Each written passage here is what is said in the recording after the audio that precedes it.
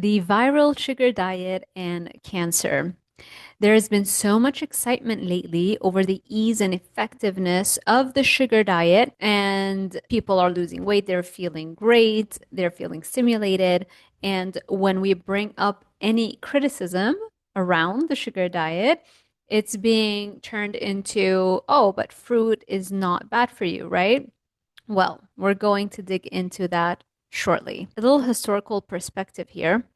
If you remember, Steve Jobs was diagnosed with pancreatic cancer, and one of the main ways he wanted to attack it naturally was by following a vegan and specifically a fruitarian diet. And eventually, unfortunately, he did pass from pancreatic cancer. Now, Pablo Kelly is a very interesting case. He was diagnosed with glioblastoma, which is a very rare brain cancer that progresses very quickly and it's very difficult to treat. Most people, once they get that diagnosis, they pass within a year or two, like clockwork. Pablo Kelly did go through the surgeries, but normally, even if you go through the glioblastoma surgeries, it just keeps coming back. But on top of that, he also chose to do keto first and then did the carnivore diet. And he did it under the supervision of Dr. Thomas Seyfried, who is very well known in studying ketosis and low carb diets and how they can be used to treat cancers more effectively or in addition to certain cancer treatments. In the case of Pablo Kelly, he was diagnosed at the age of 22 and he passed away at the age of 32 just a few months ago.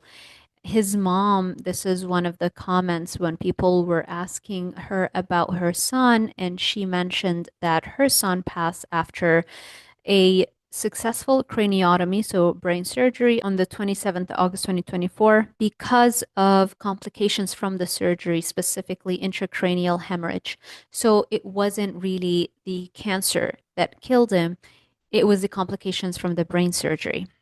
And so that leads me to really pause and think, okay, well, if we're going to be using holistic treatments in order to address cancer, prevent it, or at least help slow it down, it would make a lot more sense to eliminate the main fuel for cancer cells, which is sugar. And there are countless and countless of cases of people who are following keto and carnivore diets that are showing complete remission from cancer. So hopefully Dr. Thomas Seyfried keeps his work and publishes more and more on this so that the scientific evidence becomes undeniable. Hi, I'm Dr. Sarah Zaldivar. I have a PhD in nutrition and exercise physiology from the University of Miami. I was featured on the first ever carnivore diet TV show called Reverse TV Series, and I've taught for over a decade at the University of Miami, American College of Sports Medicine, Miami-Dade College, and elsewhere.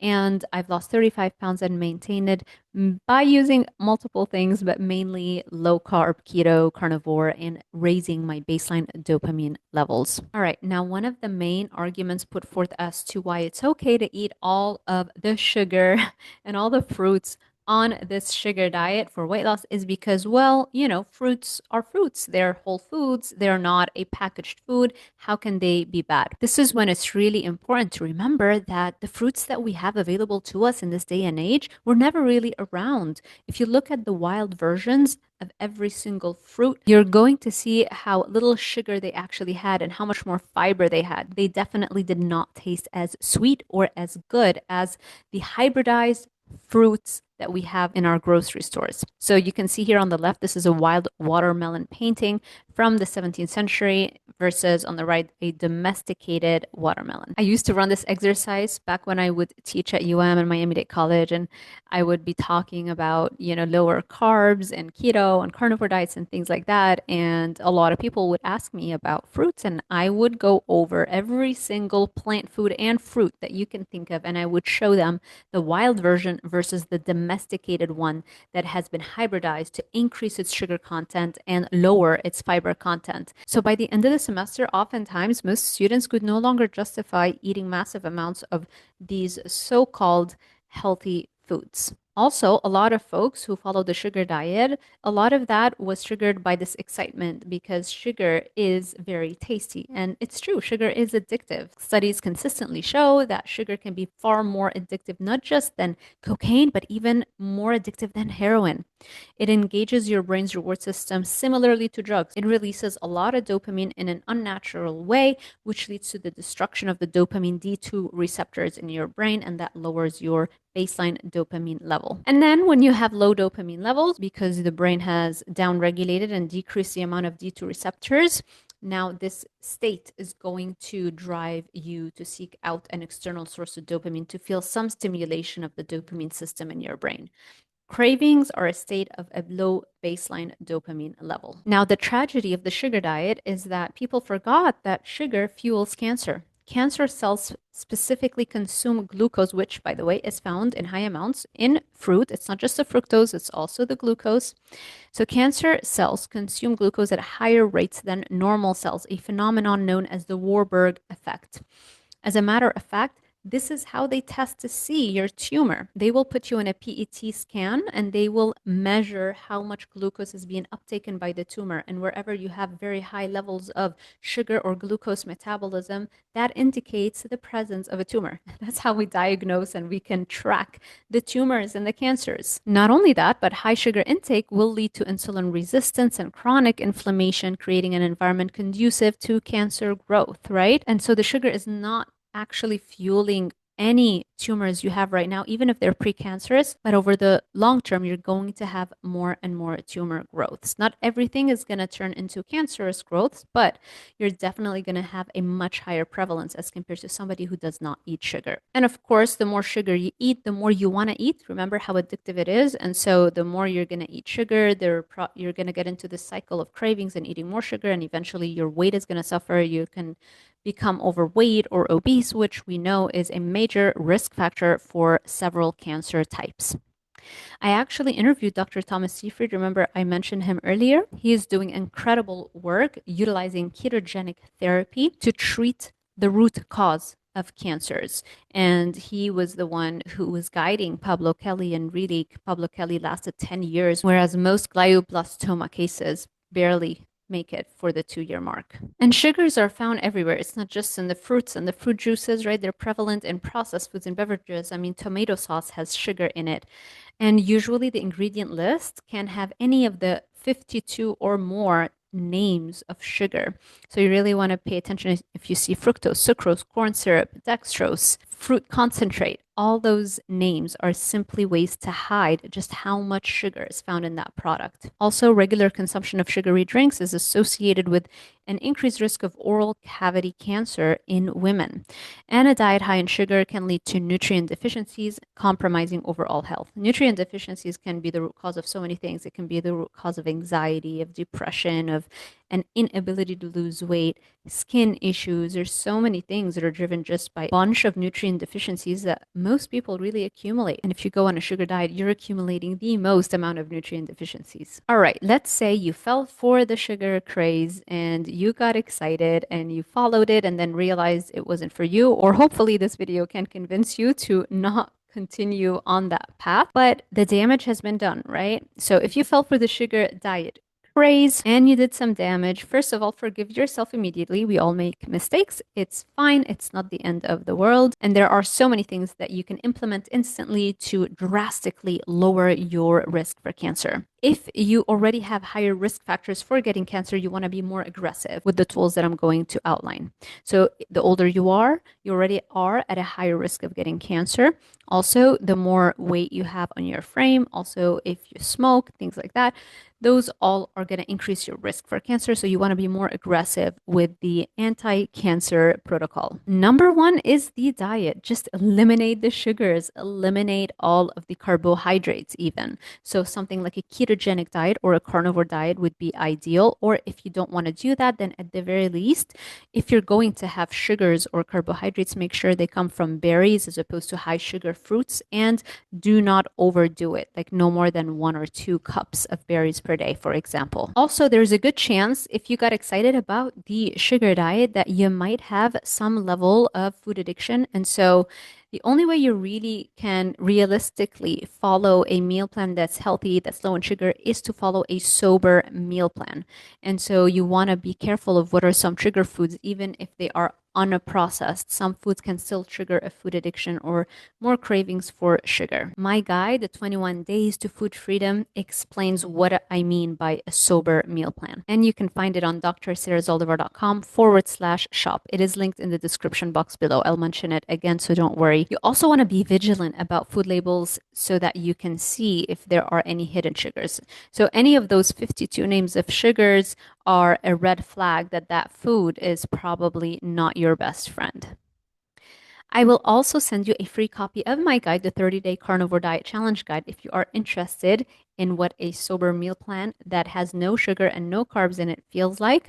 If you sign up to my newsletter on drzaldivar.com/newsletter, you will receive the download to this guide. I think it's over 160, 170 pages, and it's got a lot of information, and it helps to guide you through that transition process. Another powerful remedy to undo the damage from previous sugar diet stints, or if you just want to lower your risk for cancer, is to do fasting. Specifically, the recommendation is to do a 7-day fast once every year in order to kill off any precancerous tumors that have started to accumulate in your body.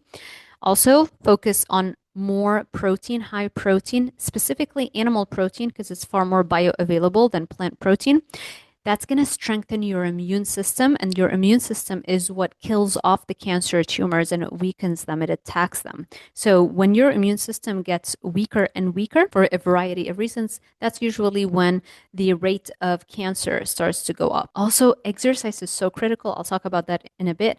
And you want to get back to, again, a sober meal plan. If you struggle with cravings, this means you have some degree of food addiction, which most people have some level of food addiction. The harder it's been for you to control your intake or to lose weight, the higher the likelihood that you have some high level of food addiction. And so it's so much easier to not dabble as opposed to keeping drug foods and being exposed to drug foods every single day.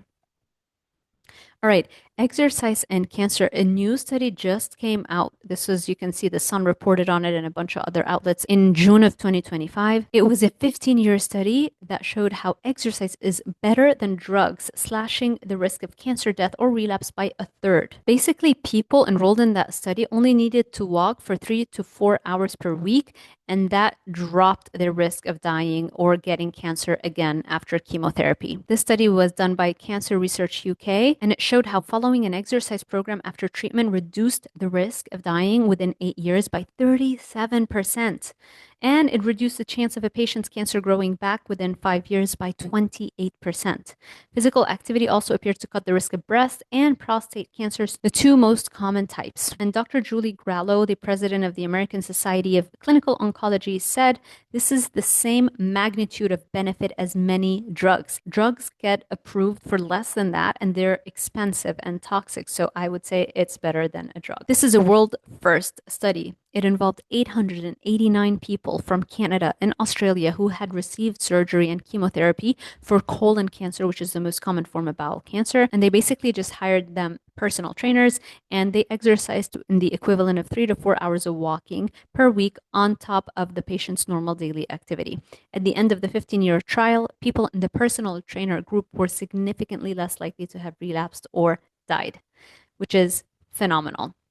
So now, if you want to lower your cravings and be able to follow the meal plan that I outlined, not only to lose weight, but also to slash your risk of cancer, I highly recommend the Cravings Bundle, because the Cravings Bundle is going to have the exercise component in the dopamine brain. It's going to have the protocol to allow you to stick to a really healthy diet by showing you how to tackle food addiction and find food freedom in the 21 Days to Food Freedom.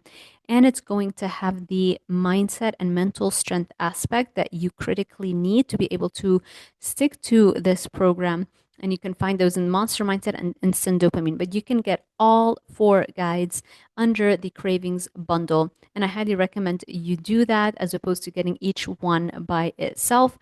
You can find the bundle on drzaldivar.com/shop. Also, if you need help with health coaching and planning your meals, check out my one-on-one coaching packages on drzaldivar.com YouTube.com/coaching. And for the next 48 hours, if you use the code YouTube at checkout, you will get 50% off on all of the one-on-one coaching packages. And the coaching is very hands-on. You get unlimited email support. For example, in the 12-week program, you get 12 Zoom calls spread out once a week, which is how I recommend that you do it unless you want to use up your calls in a more concentrated fashion. And I offer a lot of accountability and support that way. If you want to explore more options, check us out on drsarahzaldivar.com.